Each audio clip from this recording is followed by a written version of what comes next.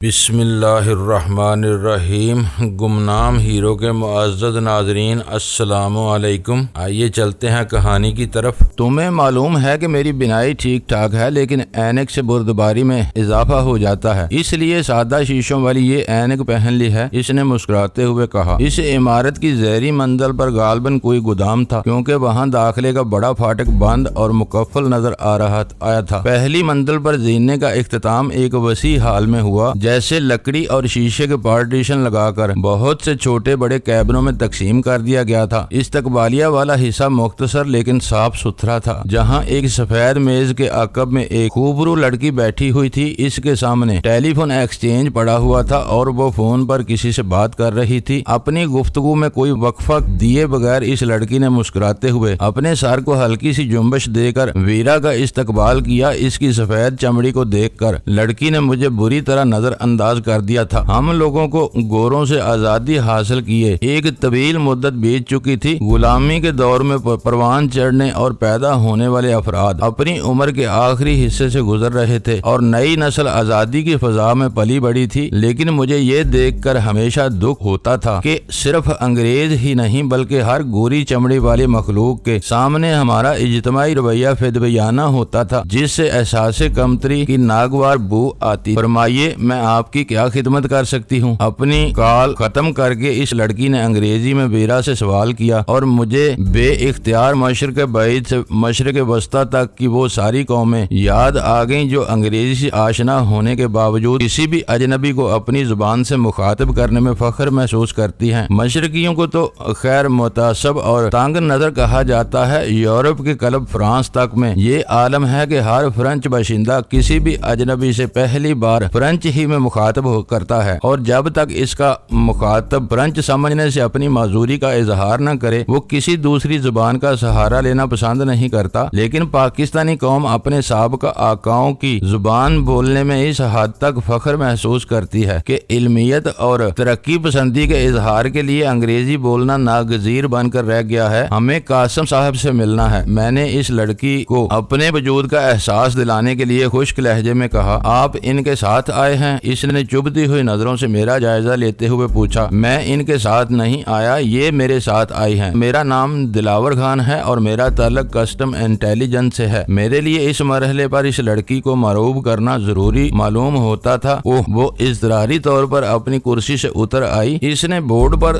2 button دبا کر اپنے سر کو میری آمد کی اطلاع دی اور پھر ہمیں فوراً ہی اندر جانے کی اجازت مل گئی۔ قالین سے آراستہ راہداری میں 24 کیبنوں کے درمیان سے گزرتے ہوئے ہم دونوں ایک کمرے کے قریب پہنچے تو ایک ادھیڑ عمر اور خوش پوش شخص نے خود ہی دروازہ کھول کر ہمارا استقبال کیا۔ میرے سامنے اسے میرا نام بتایا گیا تھا، لیکن ویرا کو دیکھتے ہی اس نے گڈ مارننگ کہا اور مجھ سے ہاتھ ملانے کے بعد ویرا کے گمبھیر چہرے کی طرف دیکھتے ہی اندر مڑ گیا۔ کہیے دلاور صاحب، آپ نے کیسے زحمت کی؟ اس نے اپنی نشست سنبھال کر انگریزی میں کہا۔ آپ چائے پینا پسند کریں گے یا کافی لیں گے؟ آپ نے ان خاتون کا تعارف نہیں کرایا۔ مجھے قاسم علی کہتے ہیں، یہ مسز لیزل فلہام ہیں، امریکی کسٹم ڈپارٹمنٹ کی سینئر آفیسر ہیں۔ میں نے ویرا کا تعارف کراتے ہوئے قاسم کے چہرے پر خوف کی زردی آ کر گزرتے ہوئے دیکھی۔ اس نے اپنے ہونٹوں پر زبان پھیرتے ہوئے ویرا کے ساتھ رسمی فکروں کا تبادلہ کیا اور گھنٹی بجا کر آفس بوائے کو چائے لانے کی ہدایت کر دی۔ مسٹر قاسم، آپ امریکہ سے کافی بزنس کرتے ہیں۔ ویرا نے چرمی بیگ میں سے چند فائلیں اور فرسودہ کاغذات کا ایک بلندہ نکالتے ہوئے خشک کاروباری لہجے میں کہا، اور اگر ہماری معلومات درست ہیں تو آپ کا یہ تمام کاروبار بظاہر 4 امریکی کمپنیوں سے ہے، لیکن اصل میں یہ سب جان ملر ہی کے مختلف کاغذی روپ ہیں۔ ویرا کا پہلا وار ہی براہ راست اور کاری ثابت ہوا۔ قاسم کی آنکھیں حیرت اور پھر خوف سے پھیلتی چلی گئیں۔ اس بار اس کے چہرے پر دوڑنے والی زردی وہیں جم کر رہ گئی تھی۔ ویرا اس کی طرف متوجہ نہیں تھی، بلکہ بات کرتے ہوئے بھی وہ ان کاغذات کو سنبھالنے میں مصروف رہی تھی جو وہ نہ جانے کہاں سے اٹھا لائی تھی۔ مجھے پورا یقین تھا کہ وہ سب ہیری کسنجر کی طرف سے نہیں آیا ہوگا، کیونکہ اس نے صرف چند اہم کاغذات کی نقول فراہم کرنے کا وعدہ کیا تھا۔ یہ میرے لیے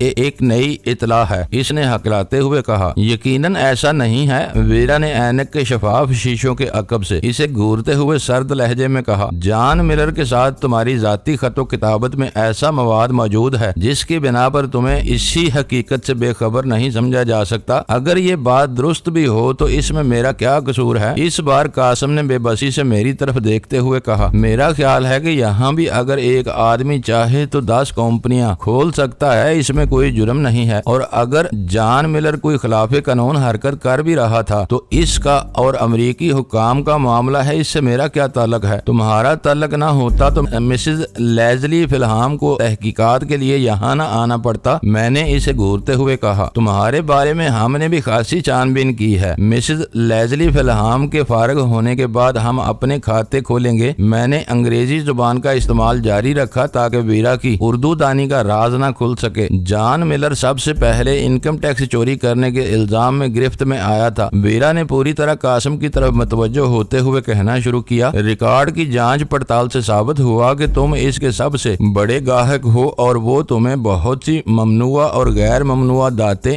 10 سے 70 گنا کم داموں پر ایکسپورٹ کرتا رہا ہے۔ اس انڈر انوائسنگ پر تم یہاں خطیر درآمدی ڈیوٹی بچا کر بے اندازہ منافع کما رہے تھے اور مالیت کے فرق کی رقم جان ملر کو اپنے کالے دھن سے ادا کرتے تھے جس کا تمہارے خطوط میں ذکر ہوتا تھا، لیکن جان ملر نے ان باری رقوم کی وصولیابی اپنے کھاتوں میں نہیں دکھائی تھی۔ یہ معاملہ میرے محکمے کے پاس اس وقت آیا جب یہ بات سامنے آئی کہ تم اور جان ملر غلط بیانی کے ذریعے ممنوعہ اشیاء کی درآمد برآمد کا کام بھی کر رہے تھے۔ ڈیوٹی کی یہ چوری کروڑوں سے بھی متجاوز ہے۔ ویرا کی گفتگو میں وقفہ آتے ہی میں نے لقمہ دیا۔ آہستہ آہستہ بولو۔ وہ ہاتھ اٹھا کر اضطراری لہجے میں بولا۔ مصیبت کے ان کٹھن لمحات میں اس نے اردو ہی کا سہارا لیا تھا۔ یہ کیا کہہ رہا ہے؟ ویرا نے معصومیت سے مجھ سے سوال کیا۔ آہستہ بولنے کی التجا کر رہا ہے، میں نے طنز یا مسکراہٹ کے ساتھ اسے آگاہ کیا۔ اسی وقت آفس بوائے چائے کی ٹرے لے آیا۔ جتنی دیر وہ چائے لگاتا رہا ہم تینوں خاموش رہے۔ میرے دفتر میں کوئی نہیں آئے گا۔ آفس بوائے کے فارغ ہونے پر قاسم نے اسے ہدایت دی شاہدہ کو کہہ دو کہ جب تک میرے پاس مہمان بیٹھے ہیں میں فون بھی نہیں سنوں گا۔ میں نے بلیک میں کوئی ڈیل نہیں کی۔ قدرے توقف کے بعد قاسم کے ہونٹوں سے سرسراتی ہوئی آواز برآمد ہوئی جان ملر اگر گپلے کر رہا تھا تو وہ اس کا فعل تھا، میرا اس سے کوئی تعلق نہیں۔ میں نے انڈر انوائسنگ یا مس ڈکلیریشن کا کوئی جرم نہیں کیا، یہ میرے ساتھ زیادتی ہے۔ تم نے جرم کیا یا نہیں یہ دیکھنا مقامی حکام کا کام ہے۔ ویرا نے رکھائی سے کہا امریکی کسٹم کو جان ملر کے جرائم کے خلاف ثبوت اور شواہد درکار ہیں۔ تمہاری نئی کھیپ جو ابھی کھلے سمندر میں ہے میری نگرانی میں جہاز سے اترے گی، اس کی تجزیاتی رپورٹ کی روشنی میں میرا کام خاصا آسان ہو جائے گا۔ قاسم کے حلق سے ایک خفیف سی کراہ برآمد ہوئی اور وہ بے اختیار اپنی کرسی کی پشت گاہ سے ٹکتا چلا گیا۔ ہیری کسنجر نے ویرا کو قاسم کی کمزوریوں سے اتنی اچھی طرح آگاہ کیا ہوا تھا کہ تھوڑی ہی دیر میں اس کی ساری مدافعت دم توڑ گئی۔ اس کا چہرہ پسینوں میں ڈوب گیا اور وہ رحم طلب انداز میں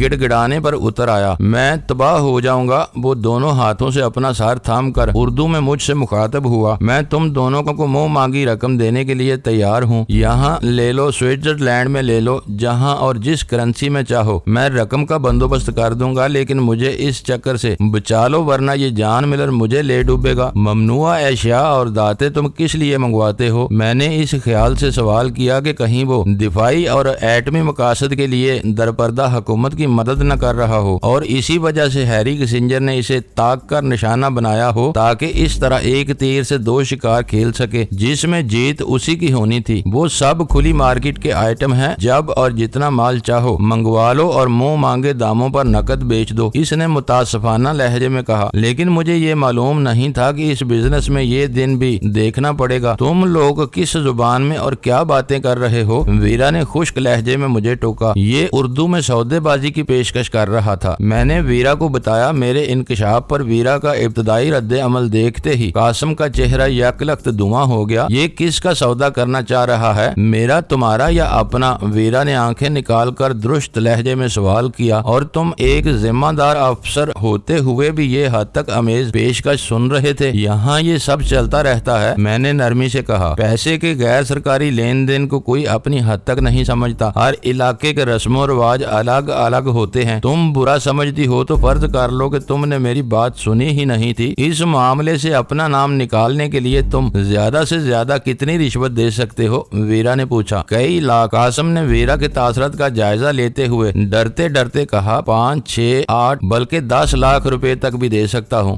10 لاکھ؟ ویرا حقارت سے ہنس پڑی۔ 10 لاکھ روپے کے بجائے ڈالر کہا جاتا تو میں سوچ بھی سکتی تھی۔ نہیں، اس نے بے ساختہ احتجاج کیا، اتنا تو میں نے خود بھی نہیں کمایا ہے، تم جھوٹے ہو، ویرا نے برجستہ کہا۔ کروڑوں تو تم نے ڈیوٹی اور دوسری سرکاری محاصل کی مد میں بچا لیے ہوں گے، نفع اس کے علاوہ ہے کمانا اور پھر بھی ہر وقت روتے رہنا تم جیسے لوگوں کا محبوب ترین مشغلہ ہوتا ہے۔ $1 ملین کی رقم تو میں مر کر بھی نہیں دے سکتا، وہ رو دینے والی آواز میں بولا۔ اسمگلنگ بھی کرتے ہو؟ ویرا نے اس کی آنکھوں میں آنکھیں ڈال کر سوال کیا۔ ہرگز نہیں، اس نے اپنے دونوں کانوں کو چھو کر کہا۔ درآمد کے کاروبار میں دال روٹی مل جاتی ہے تو ایسے غلط کاموں میں ہاتھ ڈالنے کی کیا ضرورت ہے؟ تمہاری گلو خلاصی کی بس ایک ہی صورت ہے، ویرا نے اسے گورتے ہوئے پرخیال لہجے میں کہا۔ میں امریکہ سے یہاں آئی ہوں تو کچھ کیس بنا کر واپس لوٹوں گی تاکہ اپنے محکمے میں سرخ رو ہو سکوں، یا پھر $2-4 ملین بنا کر جاؤں گی۔ یہ بتاؤ کہ تم ان میں سے کس صورت میں میری مدد کر سکتے ہو؟ چند ثانیوں پہلے تک ویرا اسے کھانے کو دوڑ رہی تھی اور وہ اس کے سامنے بولنے سے بھی ہچکچا رہا تھا، یا ویرا اس سے اس کی ممکنہ مدد کے بارے میں رائے طلب کر رہی تھی۔ چند لمحوں کی اس تبدیلی نے قاسم کو بونچکا کر دیا اور وہ منہ پھاڑ کر حیرت اور بے یقینی کے عالم میں ویرا کا چہرہ تکنے لگا۔ میں ہر مدد کے لیے تیار ہوں، میرے پاس تمہارے علاوہ ایک کیس اور بھی ہے،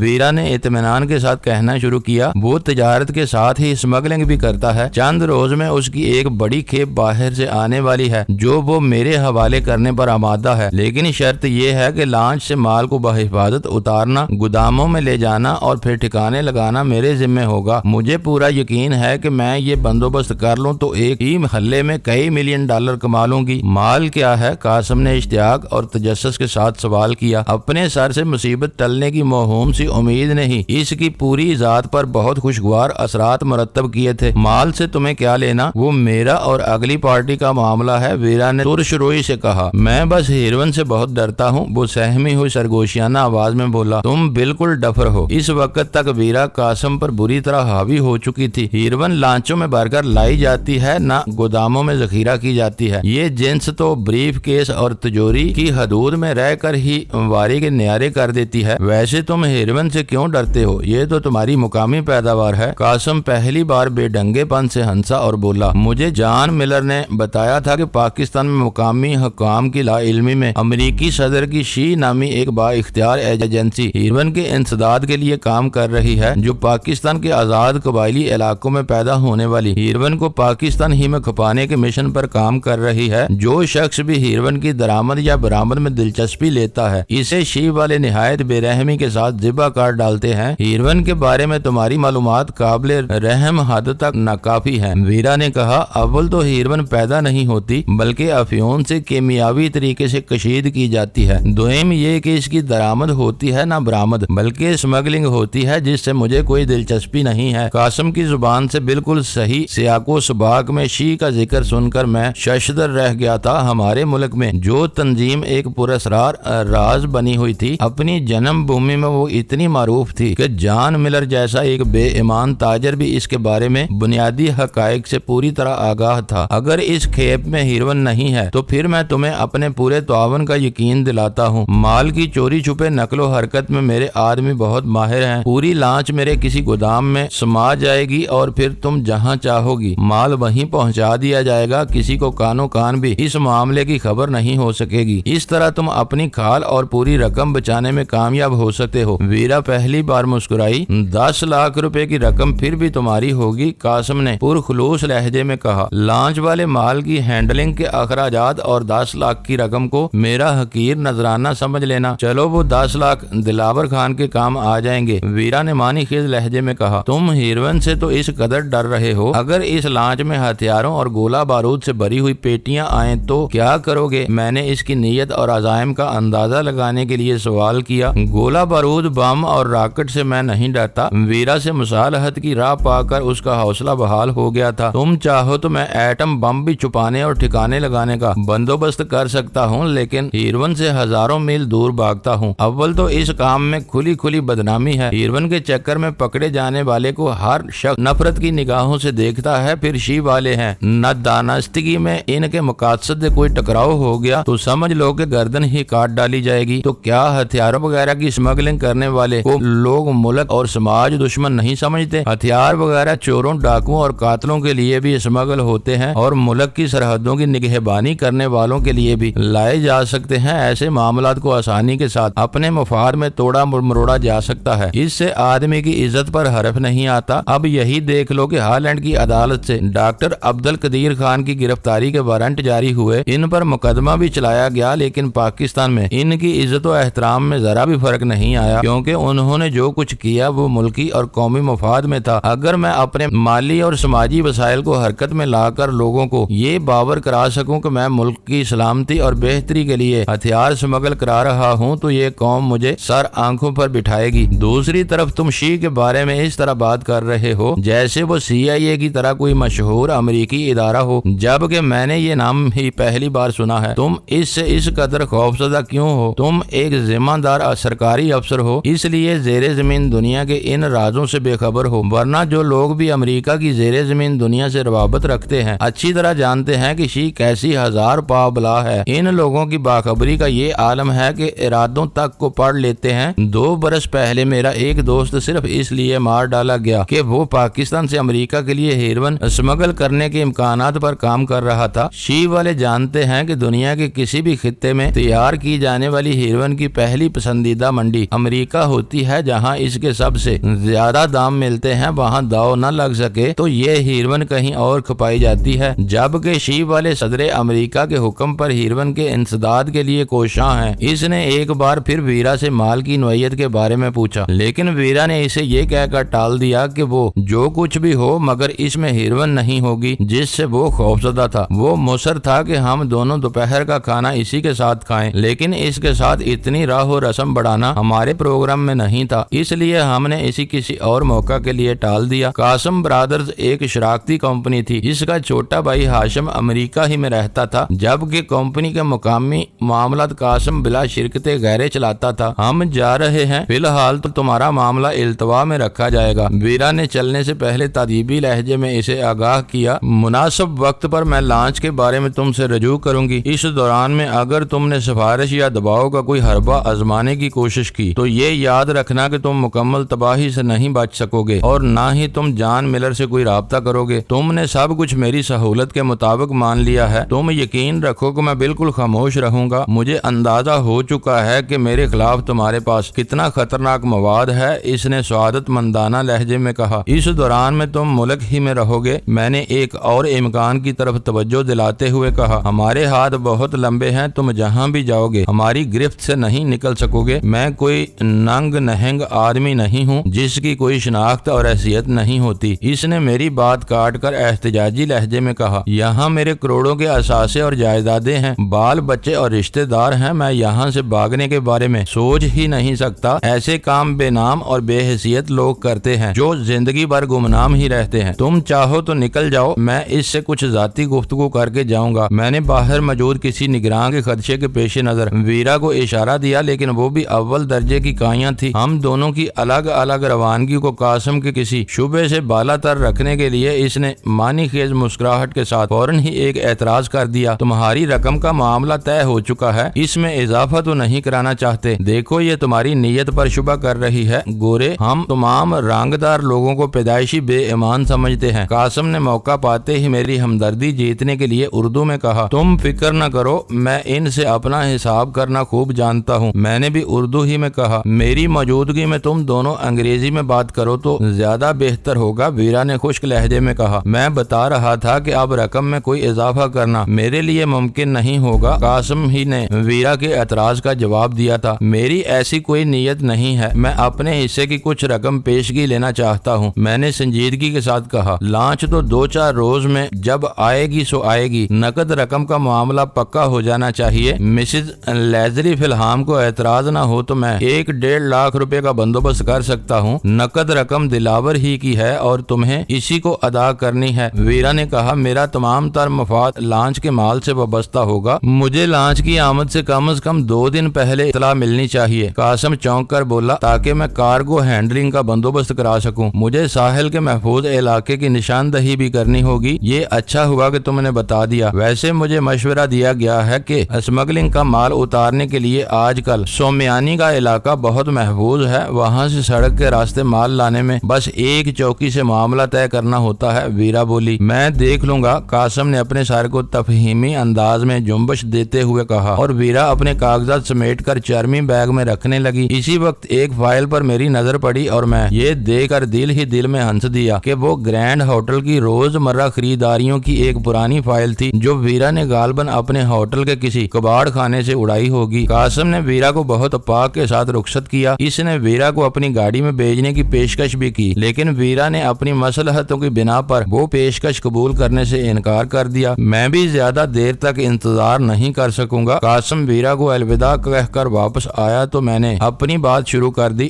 1.5-2 لاکھ آج دے دو، باقی رقم پرسوں تک مل جانی چاہیے۔ پرسوں تک تو مشکل ہے، وہ الجھن امیز لہجے میں بولا۔ ساری رقم مجھے کھاتوں سے باہر ہی سے دینی ہوگی، اس کے لیے مجھے 1 ہفتے کی مہلت درکار ہوگی۔ تم مجھے اپنے دفتر کا پتہ دے دو، میں رقم خود ہی وہاں پہنچا دوں گا۔ میں دفتر میں ایسے لین دین نہیں کرتا، میں نے بے رخی سے کہا۔ وقت کا معاملہ اس لیے اہم ہے کہ مالیاتی معاملات کی فائلوں کے بارے میں اوپر سے احکام آئے ہوئے ہیں۔ ہم 10 سے زیادہ مدت تک فائل اپنے پاس روکنے کے مجاز نہیں ہیں۔ دن تحقیقات اور ریکارڈ کی جانچ پڑتال میں گزر گئے۔ مجھے 2-3 بار میں مسز فلہام کی رپورٹ پر تمہارا کیس فائنل کرنا ہے۔ مجھے قیمت پر اس سے پہلے پوری رقم مل جانی چاہیے۔ میں رشوت اور ادھار کا قائل نہیں ہوں۔ تم پرسوں صبح فون کر لینا، اس نے اپنا کارڈ دیتے ہوئے مجھ سے کہا۔ میں رقم کا بندوبست کرنے کی پوری کوشش کروں گا۔ چند منٹ بعد قاسم کا آدمی 1000 اور 500 روپے کے نوٹوں کی ایک گڈی لے آیا۔ میں نے وہ دونوں گڈیاں اپنی جیبوں میں ڈالی اور قاسم سے ہاتھ ملا کر وہاں سے روانہ ہو گیا۔ اس پورے معاملے میں دلچسپ ترین بات یہ تھی کہ قاسم میرے یا ویرا کے شناختی کاغذات دیکھے بغیر یہ یقین کر لیا تھا کہ دونوں اپنے اپنے اداروں کے مجاز نمائندے تھے۔ میرے بارے میں تو وہ پھر بھی کسٹم انٹیلیجنس کے دفتر سے رجوع کر سکتا تھا۔ ویرا کے ٹھکانے کے بارے میں اسے کچھ معلوم نہیں۔ ویرا کی زبان سے جان ملر کا ذکر سنتے ہی اس نے پوری کہانی کی صداقت پر یقین کر لیا تھا، جس کے لیے بنیادی معلومات ہیری کسنجر نے فراہم کیا تھا اور جزیات ویرا کے زرخیز ذہن کی پیداوار تھی۔ غنیمت یہ تھا کہ ویرا نے قاسم کو جان ملر سے بھی رابطہ کرنے سے منع کر دیا تھا، ورنہ فیکس اور فون کے ذریعے قاسم کو جان ملر سے بہت سی باتیں معلوم ہو سکتی تھیں جو ویرا کا منصوبہ تباہ کر دیتی۔ لیکن پھر بھی ایک مثبت پہلو باقی تھا۔ جان ملر کی فراہم کی ہوئی معلومات کو ویرا یہ کہہ کر بے آسانی رد کر سکتی تھی کہ اس کے خلاف ہونے والی تفتیش اس وقت تک خفیہ رکھی گئی تھی، اس لیے خود جان ملر کو علم نہیں ہو سکا تھا کہ امریکہ کے اہم مالیاتی اداروں میں اس کے خلاف کیا کھچڑی پک رہی تھی۔ میرے نزدیک قاسم کے معاملے کی بہت زیادہ اہمیت نہیں تھی، ہماری اس تک رسائی ہیری کسنجر کی ہدایات کی تکمیل میں ممکن ہوئی تھی، لیکن ہیری ہتھیاروں کی جو کھیپ قاسم کے گودام میں ذخیرہ کرانا چاہتا تھا، اس کے پاکستان پہنچنے کے امکانات یکسر معدوم تھے۔ یہ تمام بندوبست ہو جانے کے بعد اگر جمی لائٹ کے ذریعے وہ لانچ دبئی سے روانہ کرا دی جاتی تو ہیری اس کے کوائب سے ویرا کو آگاہ کرتا تاکہ وہ قاسم اور اس کے آدمیوں کو تیار کر سکے، لیکن اس کی نوبت آنے سے پہلے ہی میں ساری تفصیلات اول خان تک پہنچا دیتا اور ہتھیاروں سے بھری ہوئی وہ لانچ کھلے سمندر میں پکڑ لی جاتی یا غرق کر دی جاتی۔ اس طرح اس پورے اسکینڈل میں عملاً قاسم کا کوئی رول نہیں تھا، بجز اس امر کے کہ اس نے دونس میں آ کر 1.5 لاکھ روپے میرے حوالے کر دیے تھے اور اگلے 2 روز میں مزید 8.5 لاکھ روپے ادا کرنے کا پابند ہو گیا تھا۔ اس پوری تگودو کا نچوڑ یہ تھا کہ بات صرف اندرون سندھ میں پھیلے ہوئے ڈاکوؤں کی نہیں رہی تھی، کیونکہ ان کی پشت پر بھی غلام رسول جیسے منافق سیاست کار کام کر رہے تھے، لیکن ان کے علاوہ بھی سیاست اور تجارت پر جو لوگ چھائے ہوئے تھے، چند شخصیات کو چھوڑ کر وہ سب ہی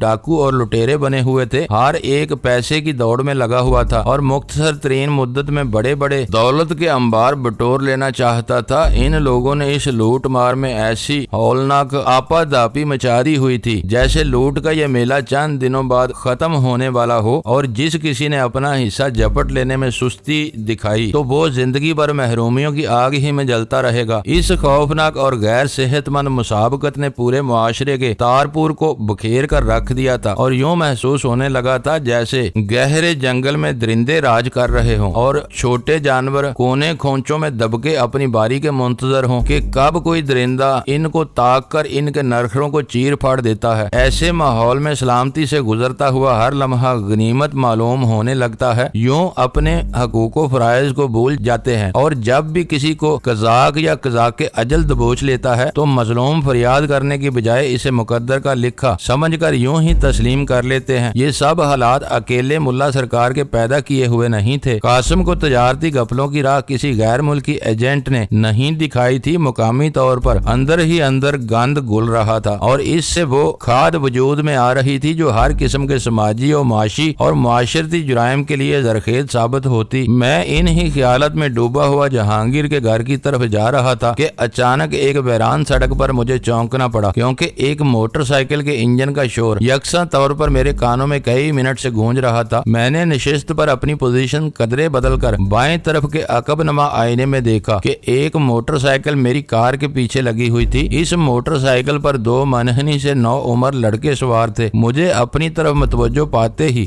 ڈرائیو کرنے والے نے خطرناک زاویے سے سڑک پر موٹر سائیکل لہرائی اور پلک جھپکتے میں داہنی طرف میرے برابر میں آ گیا۔ میری چھٹی حص خطرے کا اعلان کر چکی تھی۔ پھر میں نے موٹر سائیکل پر پیچھے بیٹھے ہوئے لڑکے کے ہاتھ میں دبے ہوئے پستول کی جھلک بھی دیکھ لی۔ پیچھے والے لڑکے نے وہ پستول اپنے پیٹ اور اپنے ساتھی کی کمر کے درمیان میں چھپایا ہوا تھا۔ اس کی نال میری طرف اٹھی ہوئی تھی اور دونوں لڑکوں کے چہروں پر وحشت ناک اضطراب چھایا ہوا تھا۔ گاڑی کنارے سے لگا کر روک لو ورنہ گولی مار دوں گا، پیچھے والے لڑکے نے ہذیانی انداز میں مجھے حکم دیا۔ اس وقت میں بالکل غیر مسلح تھا۔ مسلح ہوتا تو بھی میں اس اچانک واردات کا توڑ کرنے پر قادر نہیں تھا۔ لڑکوں کی خوفزدہ گھبراہٹ اور دہشت امیز مستعدی سے میں نے بانپ لیا تھا کہ وہ دونوں بری طرح بھڑکے ہوئے تھے۔ معزز ناظرین، لائک کریں، شیئر کریں اور کمنٹس باکس میں پاک آرمی زندہ باد، پاکستان پائندہ باد کا نعرہ ضرور درج کر کے اپنے ملک پر فخر کریں اور پاکستان کی بنیادیں مضبوط کرنے میں اپنا کردار ادا کریں۔ ویڈیو دیکھنے کا شکریہ۔ معزز ناظرین، اپنا خیال رکھیے گا اور ہمارے چینل کا بھی۔ ISI پاک آرمی زندہ باد، پاکستان پائندہ باد۔